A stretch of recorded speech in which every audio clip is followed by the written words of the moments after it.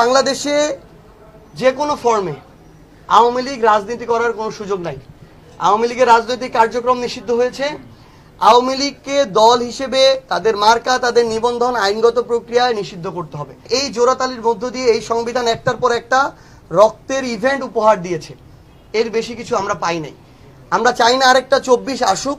এখন পর্যন্ত আমাদের যতটুকু বুঝ, এই বুঝের জায়গা থেকে মনে হয় নাই যে প্রধান উপদেষ্টা পরবর্তীতে আবার কোনো রাজনৈতিক দলের সাথে রাজনীতি করতে চান, এটা আমাদের মনে হয় না। কিন্তু আমরা এটাও তাকে বলতে চাই, উপদেষ্টা পরিষদ দেখে মানুষের আশা জাগ্রত হয় নাই, প্রধান উপদেষ্টাকে দেখে মানুষের আশা সঞ্চার হয়েছিল। মানুষ এই অন্তর্বর্তীকালীন সরকারের উপর আস্থা রেখেছিল।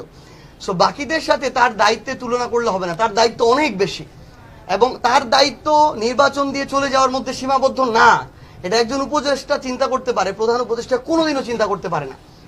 তো আমরা তাকে আহ্বান করব, তিনি একটা স্টেটমেন্ট এসেছিল অনাকাঙ্ক্ষিত, তারপরে প্রেস কর্মকর্তারা বললো এটা ভুলভাবে উপস্থাপন করা হয়েছে। আমরা সেটার দিকে যাচ্ছি না, কিন্তু আমরা এইটুকু বলি, এই বাংলাদেশে যে কোনো ফর্মে আওয়ামী লীগ রাজনীতি করার কোনো সুযোগ নাই। আওয়ামী লীগের রাজনৈতিক কার্যক্রম নিষিদ্ধ হয়েছে। আওয়ামী লীগকে দল হিসেবে তাদের মার্কা, তাদের নিবন্ধন আইনগত প্রক্রিয়ায় নিষিদ্ধ করতে হবে। এটা আমাদের স্পষ্ট অবস্থান। বাংলাদেশে অভ্যুত্থান পরবর্তী বাংলাদেশে আবার যদি এই প্রাসঙ্গিকতা কেউ আনার চেষ্টা করে, আমরা ধরেই নিব অভ্যুত্থানের সময় তার বিরোধী অবস্থান ছিল, হয়তো গোপনে ছিল, এখন সে সেটা প্রকাশ করছে এবং বাংলাদেশের ছাত্র জনতা এটার বিপক্ষে তাদের যেটা অবস্থান এটা পূর্বের মতো আবার দেখাবে। বাংলাদেশের প্রথম ইমিউনিটি বুস্টার সমৃদ্ধ ফ্যান্টাস্টিক হ্যাপি এনার্জি বিস্কিট। ভাই, আমরা তো স্পষ্ট করে বলেছি গণভোট একটা প্রক্রিয়া, যেটা জামায়াতের পক্ষ থেকে কথা এসেছিল, সাজেশন। আমরা বলেছিলাম এটার মোস্ট সাস্টেইনেবল ওয়েটা হচ্ছে গণপরিষদ নির্বাচন। গণভোট একটা দিয়ে দেওয়া হইলো, গতকালকে আলোচনা হচ্ছিল নির্বাচনের দিন দিয়ে দেওয়া হবে, নির্বাচনের দিন দিয়ে দেওয়া হইলো। গণভোট ধরেন হইল না, গণভোটটা নেগেটিভ রেজাল্ট আসলো, অনেকভাবে এটা আনানো যায়, মেকানিজমের শেষ নাই।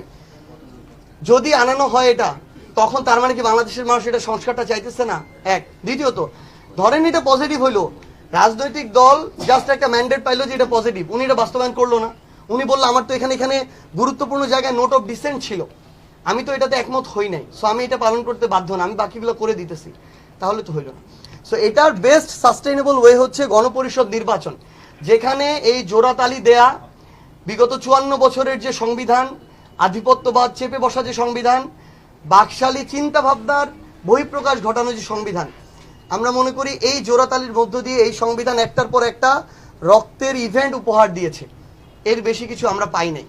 আমরা চাই না আরেকটা 24 আসুক।